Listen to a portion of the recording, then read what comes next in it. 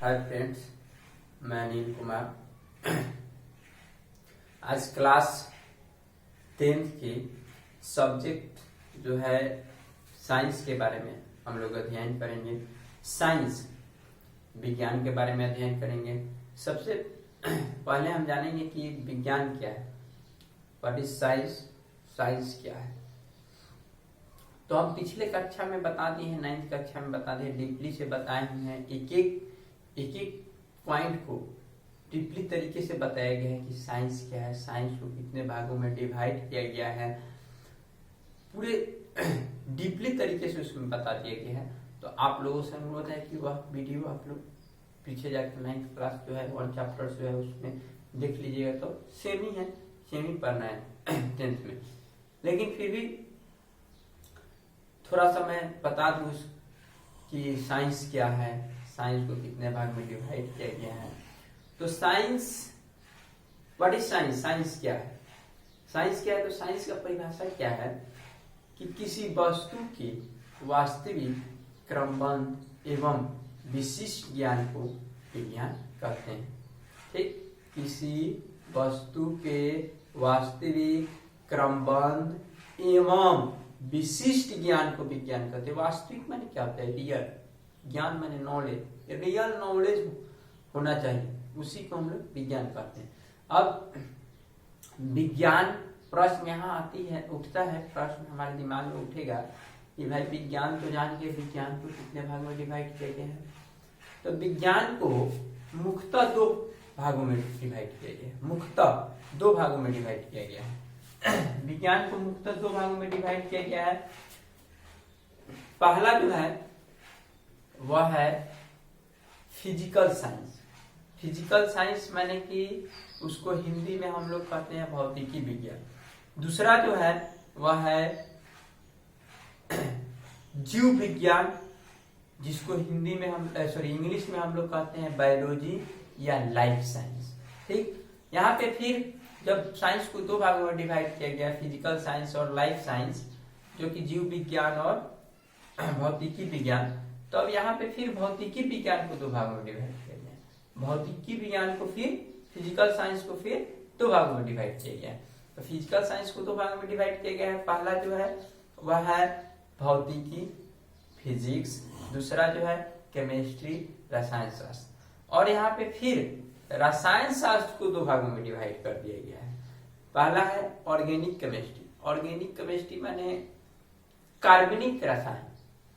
दूसरा है inorganic chemistry. Inorganic का इंग्लिश होता है, हिंदी होता है अकार्बनिक रसायन। अब हमें फिर बायोलॉजी को 2 शाखाएं होती है, बायोलॉजी को 2 टाइप्स में डिवाइड कर दिया गया है। पहला जो है वह है बोटनी, जिसको हिंदी में वनस्पति विज्ञान कहते हैं। दूसरा जो है वह है जूलॉजी, जिसको हिंदी में हम लोग प्राणी विज्ञान या जंतु विज्ञान कहते हैं। तो सबसे पहले ये वीडियो अगर डीपली से हमें समझना है तो यह जो 9th क्लास के 1 चैप्टर जो पढ़ा है उसको हम लोग साइंस एंड मेजरमेंट के बाद पहले 5 या 7 मिनट जो है वह साइंस के बारे में डीपली तरीके से बता दिया गया है। वहां पे हम लोग जाकर उस वीडियो को देखेंगे और समझेंगे। तो अब हमें पढ़ना क्या है, 10th क्लास में फर्स्ट चैप्टर पढ़ना है प्रकाश का परावर्तन, reflection of light, reflection of light. तो सबसे पहले हम जानेंगे कि प्रकाश क्या है, व्हाट इज लाइट। प्रकाश क्या है, व्हाट इज लाइट। तो प्रकाश के बारे में हम जानेंगे कि प्रकाश, लाइट, प्रकाश एक ऊर्जा का रूप है। लाइट जो है वह एक ऊर्जा का रूप है जो किसी वस्तु से टकराकर हमारी आंख तक पहुंचती है, तो उस वस्तु को हम लोग देख पाते हैं, उसी को प्रकाश कहते हैं।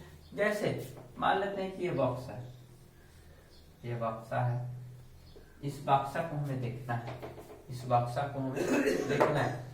तो यहाँ पे सूर्य की किरण या बॉल या कोई भी प्रकाश हो, बॉल या सूर्य की किरण है, जब तक सूर्य की प्रकाश या बल्ब या कुछ भी के प्रकाश, ये नहीं कि सूर्य की प्रकाश, लाइट जला देंगे तो उसका प्रकाश भी आएगा, जब तक प्रकाश यहां से इस वस्तु पर नहीं टकराएगा, और टकराकर यह हमारी आंख तक पहुंचेगा, तब जाकर हम इस वस्तु को देख सकते हैं, आभास कर सकते हैं कि हाँ यहाँ पे कौन है।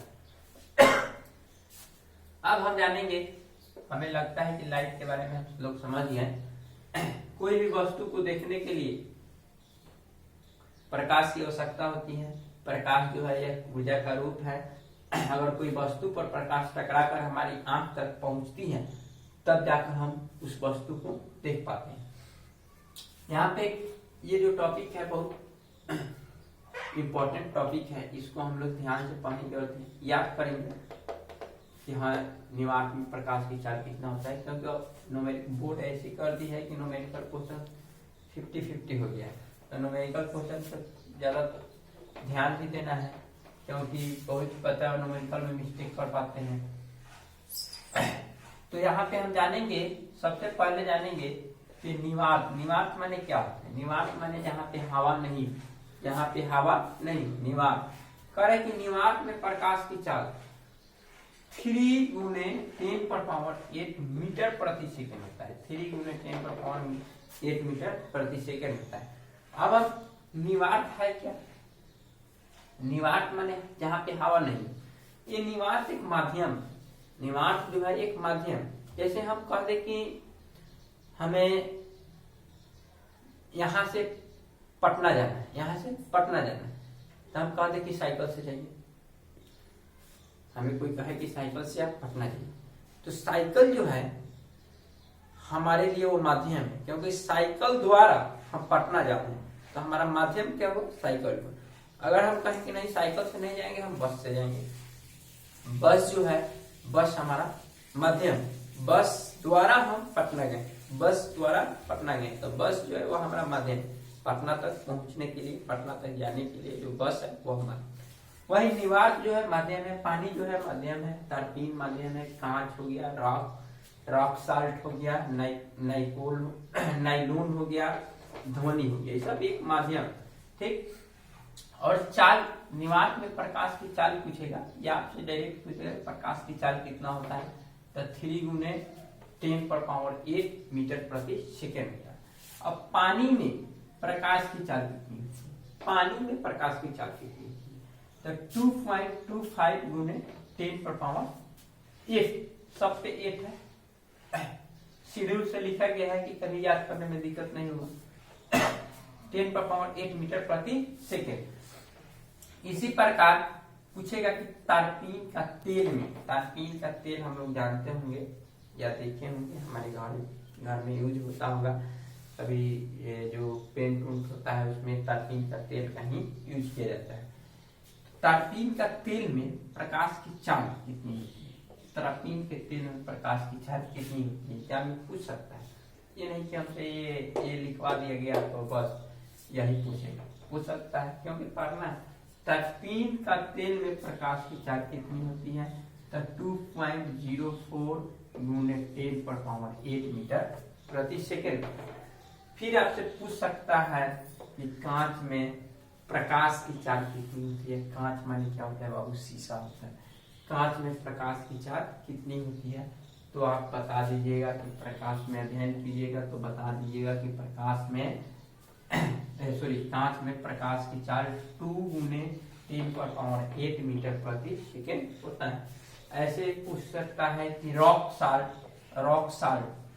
साल्ट में प्रकाश की चाल कितनी होती है? तो 1.96 × 10⁸ मीटर प्रति सेकेंड होता है।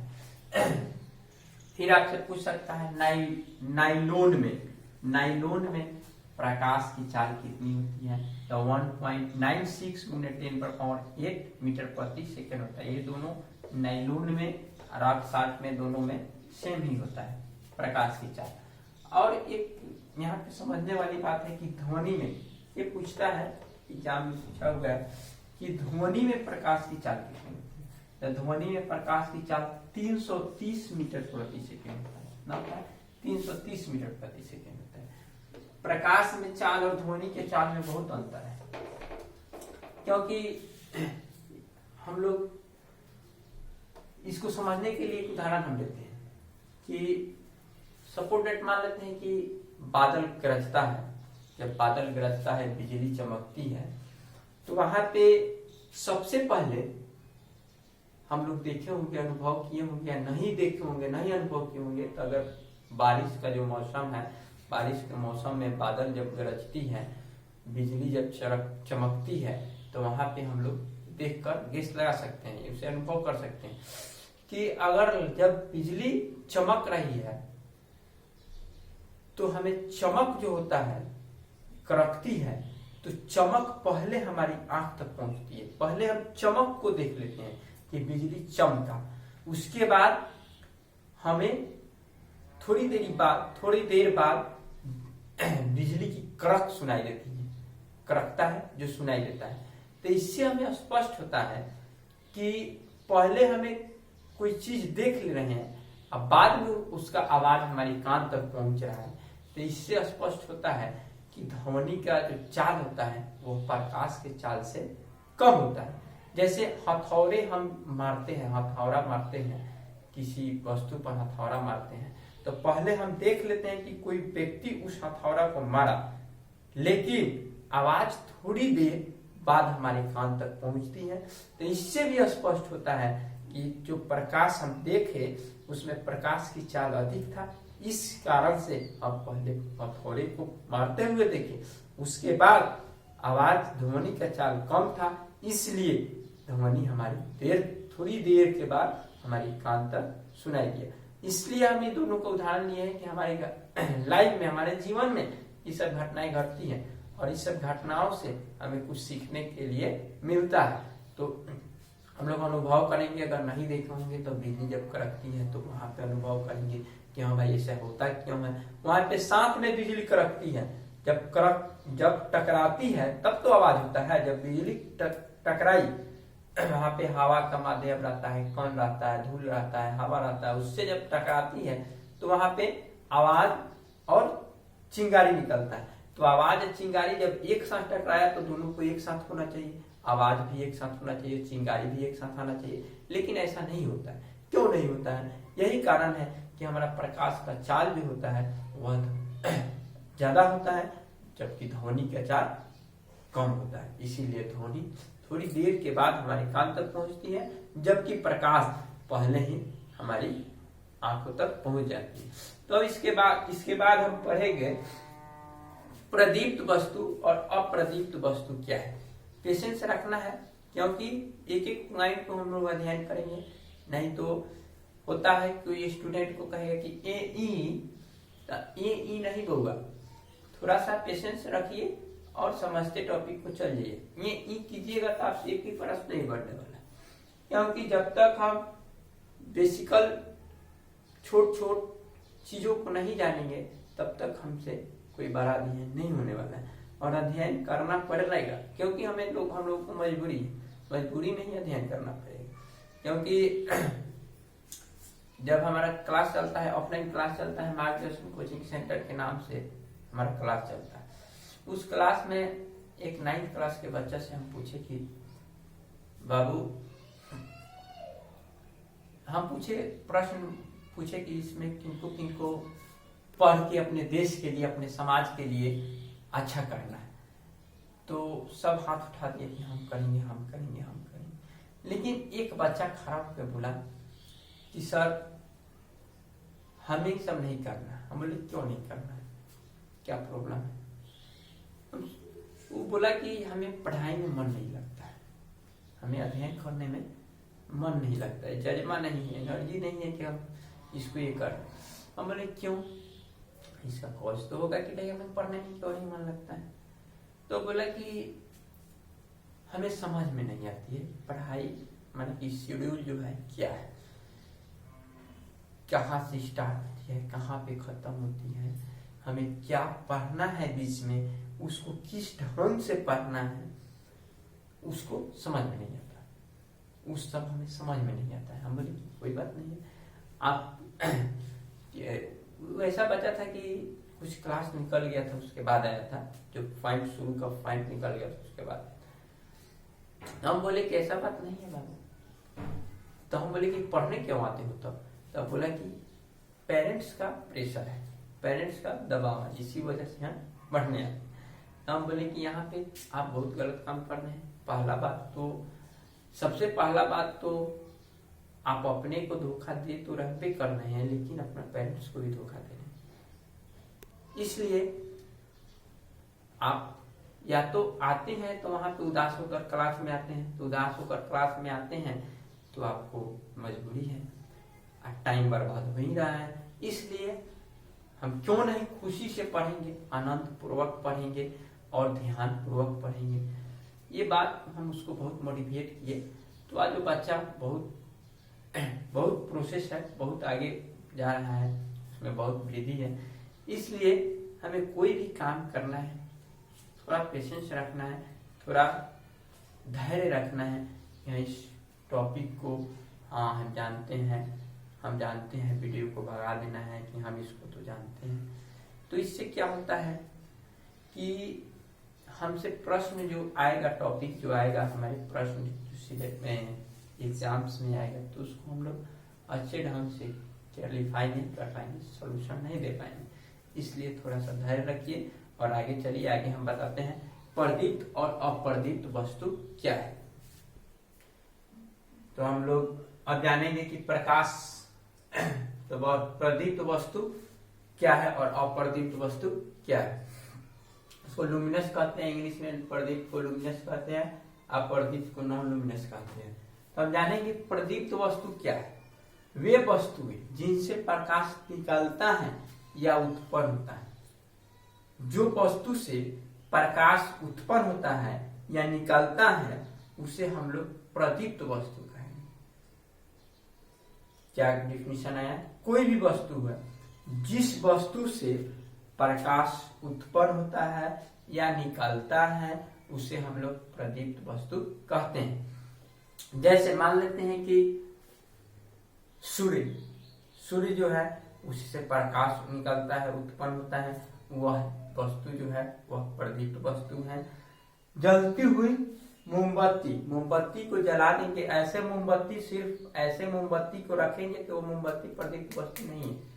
जब तक उस मोमबत्ती को जलाएंगे नहीं, जब तक उससे प्रकाश निकलेगा नहीं, तब तक वह जो वस्तु है, जब तक वह मोमबत्ती है वह प्रदीप्त वस्तु नहीं है। जब तक उससे प्रकाश निकलेगा तब वह जाकर प्रदीप्त वस्तु है।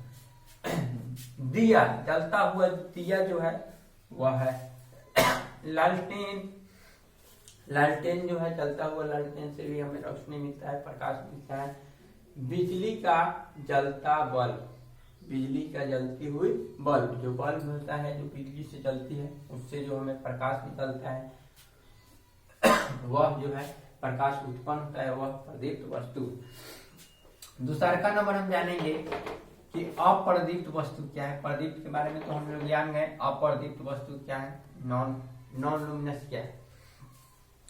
सिंपल सी बात है, वे वस्तु जिनसे प्रकाश उत्पन्न नहीं होता है या निकलता नहीं है उसे अप्रदीप्त वस्तु कहते हैं। जैसे ईंटा, पत्थर, बालू, टेबल, बेंच, कुर्सी, मिट्टी, इस सब से प्रकाश उत्पन्न नहीं होता है, उसे हम लोग अप्रदीप्त वस्तु कहेंगे। जैसे हम लिखते हैं यहाँ पे अपनी लैंग्वेज में, भाषा में, कि वे वस्तुएं जिनसे प्रकाश नहीं निकलता है, जिससे प्रकाश नहीं निकलता है उसे अप्रदीप्त वस्तु कहते हैं। इसमें जो है प्रदीप्त वस्तु में प्रकाश जो होता है वह निकलता है, इसमें प्रकाश निकलता है, इसमें प्रकाश नहीं निकलता है, नहीं उत्पन्न होता है। जैसे पत्थर, कुर्सी, किताब, टेबल, ईंटा, बालू, इस सब ईंट जो है उससे प्रकाश हमें नहीं निकलते, इसीलिए हम इसे अप्रदीप्त वस्तु कहते हैं। अब हम जानेंगे कि प्रकाश के अनुसार लाइट के अकॉर्डिंग में वस्तु को 3 भागों में बताया गया है। प्रकाश के अनुसार वस्तु को 3 भागों में बताया गया है। पहला है पारदर्शी वस्तु, दूसरा है अपारदर्शी वस्तु, तीसरा है पारभासी वस्तु। अब हम एक एक करके इस डिफिनीशन को जानेंगे कि पारदर्शी वस्तु किसे कहते हैं, अपारदर्शी वस्तु किसे कहते हैं, पारभासी वस्तु किसे कहते हैं। अब हम एक एक करके इसको हम जानेंगे। तो हम अब पारदर्शी वस्तु के बारे में जानेंगे। पारदर्शी वस्तु किसे कहते हैं, वे वस्तु, एक नंबर के बारे में जानेंगे कि पारदर्शी वस्तु किसे कहते हैं। वे वस्तुएं जिनसे होकर प्रकाश पूर्ण रूप से आर पार हो जाए। कोई वस्तु हो, उससे प्रकाश अगर आर पार हो जाए तो उसे हम पारदर्शी वस्तु कहते हैं। जैसे मान लेते हैं कि कांच जो होता है उससे प्रकाश आर पार हो जाता है, इधर का उधर, उधर का इधर हो जाता है। हवा में प्रकाश आर पार हो जाता है, पानी में प्रकाश आर पार हो जाता है, उसे हम लोग पारदर्शी वस्तु कहते हैं। जिस वस्तु में प्रकाश माने रोशनी, लाइट आर पार हो जाए, इधर का उधर हो जाए, उसे हम लोग पारदर्शी वस्तु कहते हैं। दूसरा का नंबर है अपारदर्शी वस्तु किसे कहते हैं। अपारदर्शी का अ लग गया, इसका मतलब उस वस्तु में प्रकाश न इधर जाएगा न उधर जाएगा, बिल्कुल न इधर न उधर होगा। तो उसे हम लोग समझ के अपना से डिफिनीशन हम लिखे हैं, आप लोग भी डिफिनीशन लिख सकते हैं। वे वस्तुएं जिनसे होकर प्रकाश बिल्कुल माने बिल्कुल रूप से इधर न उधर होगा, बिल्कुल आर पार न हो, बिल्कुल आर पार न हो, उसे अपारदर्शी वस्तु कहते हैं। वे वस्तुएं जिनसे होकर प्रकाश अगर जा रहा है किसी वस्तु में, तो उस वस्तु में प्रकाश अगर इधर से उधर न हो, उधर से इधर न हो, तो उसे अपारदर्शी वस्तु कहते हैं। जैसे लकड़ी है, उस लकड़ी में रख देने पर इधर से इधर दिखाई देता है, नहीं, प्रकाश इधर से इधर नहीं पार होगा। कोयला, लोहा, धातु का प्लेट, धातु का बना हुआ प्लेट, उसमें भी रोशनी जो होगा, प्रकाश जो होगा, इधर से उधर नहीं जाएगी। उसके बाद 3 नंबर हम जानेंगे कि पारभासी वस्तु किसे कहते हैं। पारभासी वस्तु क्या है, व्हाट इज एक्सटर्नल थिंग। वे वस्तु जिनसे होकर प्रकाश अंशतः या थोड़ा थोड़ा, अंशतः माने क्या होता है, कुछ भाग कुछ अंश होना चाहिए, माने अंश माने क्या होता है, कुछ अंश होना चाहिए, प्रकाश का कुछ अंश होना चाहिए। किसी वस्तु से आर पार हो रहा है तो उसमें प्रकाश का कुछ अंश होना चाहिए, या थोड़ा थोड़ा, यहाँ दिया गया, या थोड़ा थोड़ा आर पार हो तो उसे पारभासी वस्तु कहते हैं। जैसे कुहासा, फॉग माने होता है कुहासा जो है वह पारभासी वस्तु है। जैसे कि कुहेसा में हल्का हल्का प्रकाश इधर से उधर हो जाता है, ज्यादातर कुहेसा होगा तो उसमें प्रकाश हल्का हल्का इधर उधर होता है, आर पार हो जाता है। तेल लगा कागज, अगर किसी कागज को हम तेल में डुबा